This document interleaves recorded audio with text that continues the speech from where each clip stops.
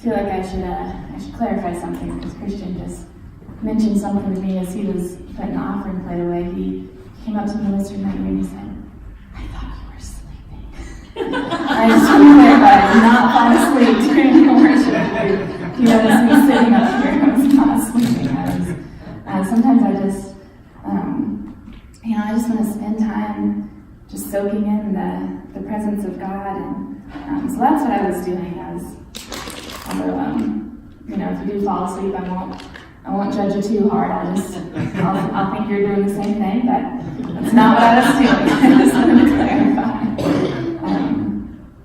I just want to be honest with you guys. I needed a good time of worship this morning, because just to be honest, the sermon that you're about to hear, I struggled with it the whole week. It was like I was like banging my head against the wall, like trying to figure out, God, what are you trying to say to me, to say to these people this week? I struggled with writing the sermon. So in case you weren't here last week we started a series on the book of Ruth. And I was so excited as we were going into this series. I was so excited to preach about Ruth, because this is just a great book, and the character of Ruth is someone that I've always admired, and we don't really hear much about Ruth except for maybe this one verse in chapter 1. If you've heard anything at all about Ruth, you've probably heard the verse where she says, "Don't urge me to leave you or to turn back from you. Where you go, I will go, and where you stay, I will stay. And your people will be my people, your God will be my God." That's really all that we hear about Ruth, is her dedication and her loyalty. And in fact, as I was researching for this sermon, that's really all that kept coming up, was just that one verse. And so I was excited to do this series, because I was like, there's so much more to the story than just that one verse, and I'm really excited to get into it. But I learned very quickly this week why you don't hear much about Ruth chapter 2. And the reason is, I read Ruth chapter 2, and then I reread Ruth chapter 2, and then I reread it, and I reread it, and I reread it, and I kept saying, God, what are you trying to tell me from Ruth chapter 2? And I learned that there is a reason that you don't hear many sermons from this part of her book, because I was just coming up empty. There are scripture passages that I can spend like 30 minutes with, and I can come up with, at least the main idea, and it takes longer than that to kind of flesh it out. But, there's the parable that Jesus tells in the Gospels about the farmer who's sowing the seed, right? He talks about the seed that falls on the rocky soil and the seed that falls on the good soil, and then conveniently, 5 verses down, he explains exactly what he means. And so to a preacher, that's the dream, man. When the Bible explains itself and you don't have to do any work, that's the preacher's dream. Mm-hmm. And let me tell you, this chapter, Ruth chapter 2, it was not one of those passages. There was no convenient explanation. There was no okay, here's the main point of this sermon or this chapter, and I was just struggling. Because basically, what this chapter is it's about Ruth. She's made it to Israel. Just to summarize last week, Ruth and Naomi, Naomi is from Israel. She traveled to Moab, met Ruth, and then their husbands both die, and so they travel back to Israel together, and that's kind of where we left off last week. Last week we left off where the barley harvest was just beginning. So Ruth chapter 2 opens up just very practically. Ruth is like, well, we need food. Can I go glean? Can I go pick up some food? And of course Naomi says, yes, of course you can provide for us. And so this whole chapter is just about her gleaning in a barley field. And what do you do with that? What do you do with someone who's just doing farm work? And don't get me wrong, this chapter is important. it's important to the narrative of Ruth. This is the chapter where Ruth meets her future husband. And so, it's an important chapter, but I was just coming up empty on like what angle to preach it from, if that makes sense. And so it was like Thursday morning of this week, and I was still like banging my head against the wall, and I had no idea what I was going to preach on this Sunday. So I was like anxiety city. But then Thursday came, and some of you may not know this about me, but I'm a part-time chaplain for some businesses in the area. It's a pretty simple job most of the time. I just check in with the employees of these businesses every few weeks, and I just make sure, if there's anything going on that they'd like to talk to a pastor about, I'm there, I can talk and listen to them. And, overall, it's been a very big blessing because it's given me the opportunity to talk to people who would otherwise, never step foot inside a church or never purposely talk to a pastor. So it's been a really unique ministry opportunity that God has blessed me with.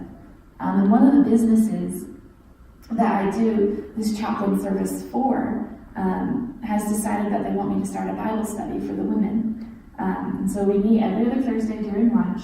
This past Thursday was our first meeting. And I'm just going to be honest with you guys, small groups are like I don't even know the word for it. I'm terrified of leading a small group. Like, some people think it's scary to preach. I can preach all day, but put me in a room with people and expect me to lead a small group. I don't know, something about it.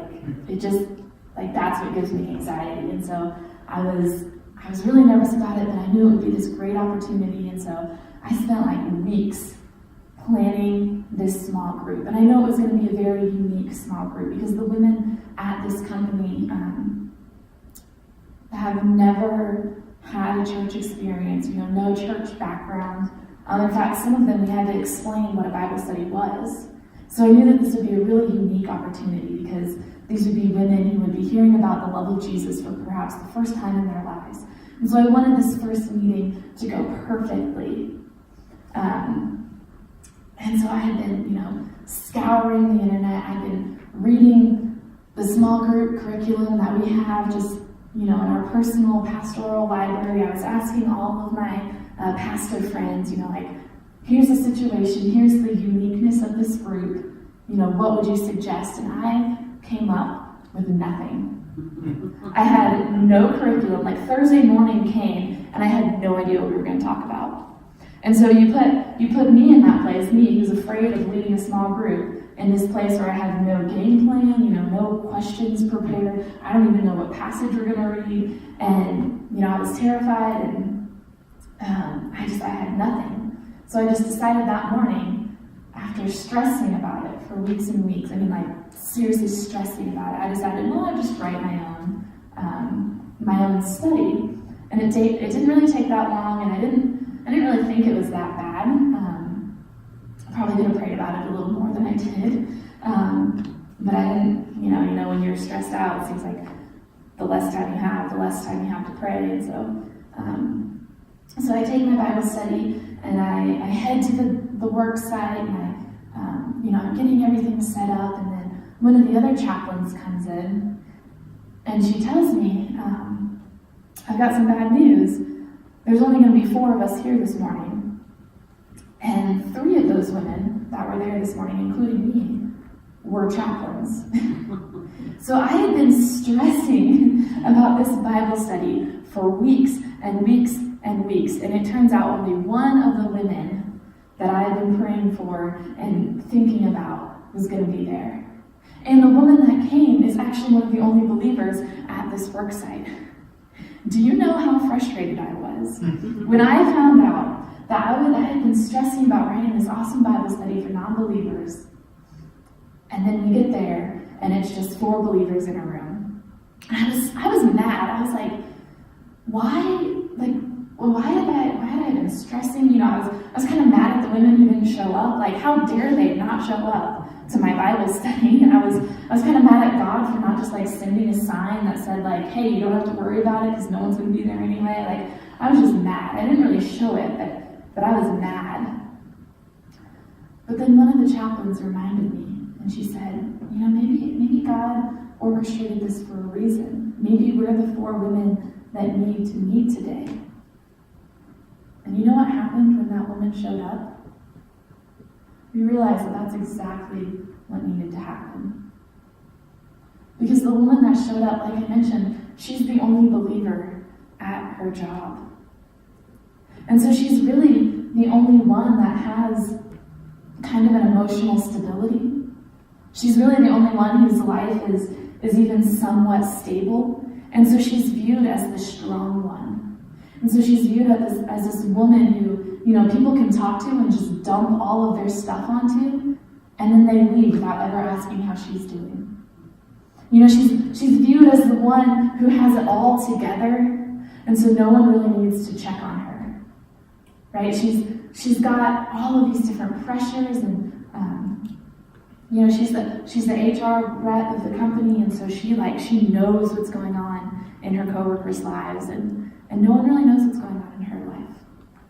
And so what she needed that morning, more than a quickly written Bible study on the life of Jonah, what she needed was just a listening ear. And now she had 3. And she opened up more in that hour-long lunch period than she had ever opened up before. I learned things about her that I never would have even had the opportunity to ask. Because she was always, every time we talk in passing, she's always telling me about someone else who needs, a chaplain more than her. And you know what God whispered in my heart? He said, Kylie, you've been doing the wrong kind of work. All this time you were stressing about this Bible study. If you had spent that same amount of time that you were stressing over work, if you had spent that same amount of time just spending time with me, first of all, your blood levels, your blood pressure would not have gone through the roof. But more importantly, think about what I could have done in your life and the kind of person I could molded you into if you had just spent that time with me instead of worrying about something that you didn't even have to worry about. And so after that experience, I came home and I looked again at this passage in Ruth. And I think finally the main point that I had been avoiding, that I knew was there as I was reading it, but I didn't really want to address it because I didn't really want to preach about this topic. I realized that what Ruth 2 is all about is work. That's the main topic. That's the main idea, if you will, of Ruth chapter 2. Is it's all about work. Ruth just goes to Boaz's field and she does farm work. And before you think that she was stealing because she was picking up after what the farmers had left behind, there's an Old Testament law in Leviticus 23. And it basically just says that when you reap the harvest of your land, do not reap to the very edges of your field or gather the gleanings of your harvest. Leave them for the poor and the foreigner residing among you. I am the Lord your God. So Ruth's not stealing. Let's clarify that. She was just doing she was just taking advantage of this law that God had given to protect the poor and the foreigners, which, by the way, Ruth fall into both of those categories. And this is one of the many, many laws that God put in place to make sure that the poor and the foreigners and those that couldn't work for themselves were protected among the Israelites. So Ruth, being, this dutiful daughter-in-law, she asks Naomi, hey, can I go glean in someone's field? And of course, Naomi says yes. And if you believe in coincidences, that Ruth just happens to go to Boaz's field. But of course, we know that she didn't just happen to go there, but it was God's divine guidance that led her to the field of her future husband. And so she goes there, and she gets to work.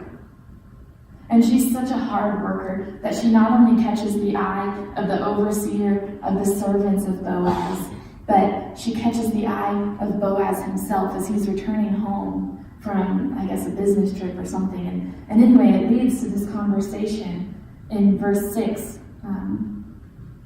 where Boaz asked the overseer of his harvesters, "Who does that young woman belong to?" And the overseer replied, "She is the Moabite who came back from Moab with Naomi. She said, 'Please let me glean and gather among the sheaves behind the harvesters.'" Right? So she's not expecting like a handout. She's willing to work. And she came into this field and has remained here from morning till now, except for a short rest in the shelter. So Ruth was a hard worker, right? And I read that, and finally, after my experience where God had whispered into my heart, "You've been doing the wrong kind of work," finally something clicked in my head. And finally, I had this sermon formulating, and I could finally figure out like where I was going to take this sermon. And I knew that God wanted me to preach about hard work, because that's what Ruth did. She worked hard. And then I kept reading in Ruth chapter 2, or verses 8 and 9. And I realized something, because in chapter 8 and 9, Boaz, he says to Ruth, "My daughter, listen to me. Don't go and glean in another field, and don't go away from here. Stay here with the women who work for me, and watch the field where the men are harvesting, and follow along after the women.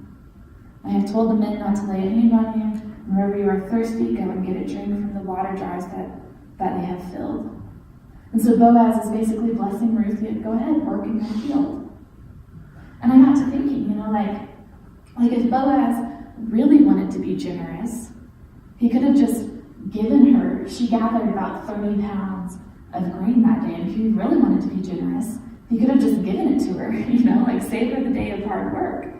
But it was important to both Boaz and Ruth that she worked. And so that got me thinking, here in America, we live in this really interesting paradox. I did some research about work this week, and you know what I found out? Most of us hate our jobs. That may not come as a surprise as you, because you may be one of those people. But most of us, we hate our jobs.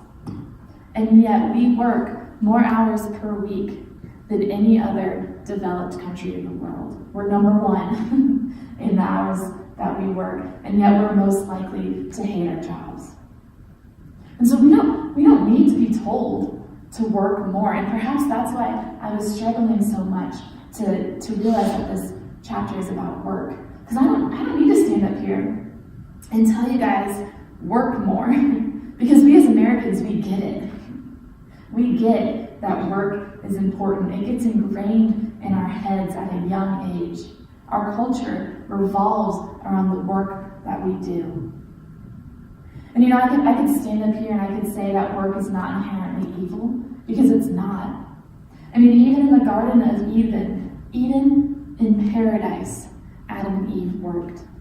They cultivated the land, they named the animals. Even in paradise, there was work. And even when we get to heaven one day, we will do the work of worship. Because worship is not something we do passively, but it's something we do actively. Worship is work. And so work is not inherently evil. It's been around before sin came and wrecked this world, and it'll be around long after sin has been cured. Work is not evil, but the question that I want to ask this morning is, are we doing the right work? Are we doing the right work? And do we have the right motivation? Because what motivated Ruth to work was the need to provide for her family. And yet, what motivated me to work and to stress and to put so many extra long hours into writing that Bible study was fear. And so are we motivated by love? Love for our family and love for God? Or are we motivated by fear? Because we don't want to, be looked down on. And as I continue to, just research, like the feelings that Americans have about work, do you know what I found? That they did a study, or I guess a survey, where they asked people, like, why haven't you taken your vacation days? Because Americans, as a whole, we are horrible at taking vacation days. It's like the one area that we don't overspend is our vacation days. And so this group of people, they did a study and they asked people, like, why haven't you? And out of the 10 different responses that they were kind of able to narrow people's answers down to, 7 of those responses were motivated by fear. Either fear of losing their job, fear of not looking dedicated enough, fear of, again, not having a job when you came back, fear of not having enough money. They're motivated by fear. And the other 3 responses, if you really boiled them down, they were motivated by greed. And friends, that's not something I want to be motivated by. If I'm going to be motivated by anything, I want to be motivated by love and by the Holy Spirit, not fear and greed. Because as Christians, we have been set free from those things. And so my question this morning is, are we doing the right kind of work? And are we doing it with the right motivation? And when we start doing the right kind of work with the right motivation, we realize that we have freedom to rest. But as Americans, we love to be busy. We love to have something to do, to keep ourselves distracted. Perhaps, maybe if you're like me, sometimes you try to keep yourselves distracted because you know that there's something that God's trying to do in your heart, and you're just not ready for it yet. And so you keep yourself distracted so you can't hear that little nagging voice that is telling you, hey, I need you to do this, but you're not ready to do that, so you keep yourself distracted. Or maybe there's something about yourself that you're not ready to face, and so you keep yourself distracted so you don't have to go there. And yet, over and over again, God calls his people to rest. If you grew up in the church, you're probably familiar with the 10 Commandments. In fact, I know some of us, I'm not one of these people, but I know some of us who can list them off, just rattle them off one after the other. And I find it so interesting that taking a break is one of the 10 Commandments. I mean, God literally commands us to rest, to stop working. And I think God was really intentional about the way that he ordered the 10 Commandments, because I believe that God is intentional about everything he does. And taking a Sabbath day, the commandment that we have to honor the Sabbath, it's sandwiched right in there between not misusing the name of the Lord our God and honoring your father and mother. In fact, biblical scholars, they've kind of taken the 10 Commandments and they've put them into 2 separate categories. Right, like the first 5, including the Sabbath, scholars say are about loving God. And then the last 5 are about loving people. And right in the middle, we have the Sabbath. And I think that's so important because God knew that if we don't take a break, we can't love God or others. If we don't just take a break and relax and spend time with God, we can't love. We can't love. It's almost as if God knew that. It's almost as if God knew how he had created us. A crazy idea, I know. But when he commanded us to take a break, he knew that work isn't evil, but in the way that humans, human nature just makes it, we would turn it into something that it's not supposed to be. And so he commands us to just stop and rest. So that we can be refilled to do the right kind of work. And when God gave the 10 Commandments to the Israelites, they had just come out of Egypt. They had just come out of a life of slavery where their entire nation, the worth of the entire nation was determined by how much that nation could produce. Right? I mean, when you're a slave, the only thing that matters to the people around you is what you've done that day, what you've produced. You know, how valuable you are is completely determined by how well you work. And so for God to say to the Israelites as they're coming out of Egypt, and as they're coming out of this life of slavery where their entire lives were determined by what they could produce, and he says, every 7 days, I want you to produce nothing. I want you to do no work.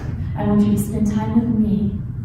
And I want you to allow your servants and the strangers in your land to do no work, because you are not determined by how much you produce, but you are determined, your worth is determined by how much you are loved. I think in the notes, I said it this way, that we are worth more than our workload. And I think this is so important for us as Americans to grasp, because like I said, so many people are motivated by fear. And they go to work because they're afraid of what would happen if they don't. And we allow ourselves to be defined by what we produce. And God says, no, I don't care what you produce as long as you have a healthy, thriving relationship with me. Right? I mean, like we love to work for the weekend. Right? Those 2 days out of the week, or however many days you get, if you work 10 hours, you get 3 days, or whatever, how many days you get. Right? Like we love to live for that time off of work. And then we dread the 5 days of the week that we work. I don't really want to live my life where I'm dreading 5 out of 7 days of the week. I don't really want to live that way. And I hope that you don't want to live that way either. And so I think the key to not, dreading work and to being refreshed when we get there is just to take a break. Just to take a break. And when we take a break, we can realize, we can reevaluate, like, what are my motivations? Why am I working this job? Am I doing it, out of love for my family so that I can provide for them? Or am I motivated by something darker? And if we don't take a break, we don't have time to ask ourselves those hard questions. And I'm not just talking, about the job that you go to where you clock in and you get paid, because I know not all of us have that kind of job. I know not all of us get paid for the work that we do. Some of us are retired or stay at home, or we don't, for whatever reason, we don't get paid for the work that we do. And so then, if you're in that situation, I would ask yourself, what's your motivation? For making sure that the house is always clean, or making sure that everything looks perfect. Are you motivated out of love? Or are you motivated out of fear of what others think of you?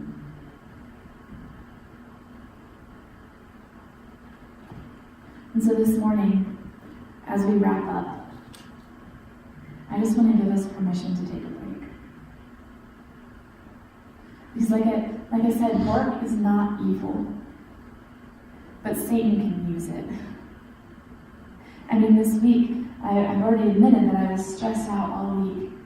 And Wednesday, I had a rough day at my part-time job, the nannying job that I do. And, the kids weren't listening to me, and I came home late. I think I got home till about 8 o'clock, and I was tired. And, Dylan had started getting dinner ready, but, I was just tired, and I was just ready to sit down and relax. And my dog, Barry, he's a very loving animal, and he gets really excited when people are around, and so he kept barking and barking and barking and barking and barking, and he's a big dog, so he's got a loud bark, and finally I was just exhausted, and so I turned around and I yelled so loudly at Barry that I don't think he's barked since. I mean, it's been a while since I used that voice, but I guess some of you might say I'm working on my mom voice. I don't know, but I snapped. Like something in me just broke. I was like, Barry! I'm not gonna say what I actually said, but be quiet! And it was really bad. And he, I know some of you may not think that dogs can show emotion, but Barry can. And the look of fear that just came over his face, and I immediately felt bad. And how do you apologize to a dog? And I was just like, what have I done? You know what? I wouldn't have done that if I wasn't so tired. I wouldn't have done that if I had taken a break that week. If I had put aside the things that were stressing me and just spent time with Jesus. I wouldn't have snapped at my puppy. And of course, I'm so thankful that it was just a dog and not the kids I work with, or not my husband, or not one of you, but still, just the idea that I could do something like that just because I was tired. You see, work is not evil, but Satan can use it. So I'm not telling everyone to quit their jobs, but maybe reevaluate our priorities. And so again, as we close, the lesson is simple. Let's work so that we can rest.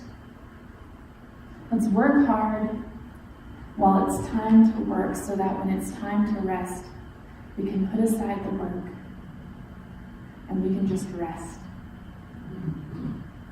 And some of us that are married this morning, this is going to be, applying this lesson it's going to take a tag team, right?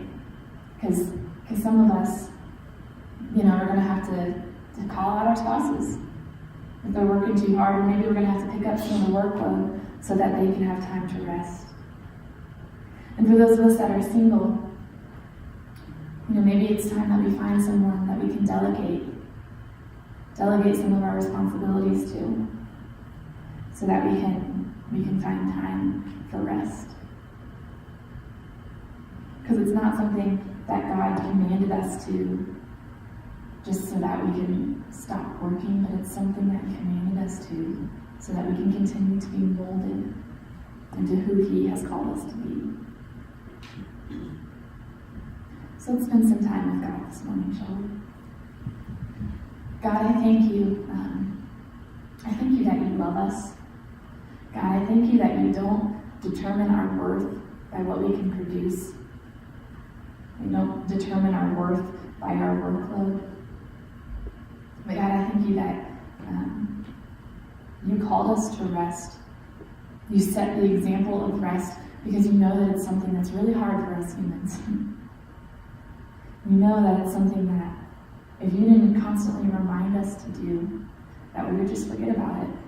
We would just allow culture to catch us up in the moment and to just always keep us busy, and then we wouldn't be able to hear your voice. We wouldn't be able to grow, spend time with you, spend time with the people that matter. So God, this morning, I pray that you would convict the workaholics in the room. God, I pray that you would also convict maybe those who fall on the other end of the spectrum, maybe are so lazy that they don't work. And again, I'm not just talking about jobs, but anything that counts as work, God. God, I pray that you give us the right motivation. That, like Ruth, you would help us be motivated out of love for our families and for you. That you would help us see if our motivation is really about fear or greed or anything that we're maybe not ready to admit yet. So God, we love you. God, we want to spend time with you this week.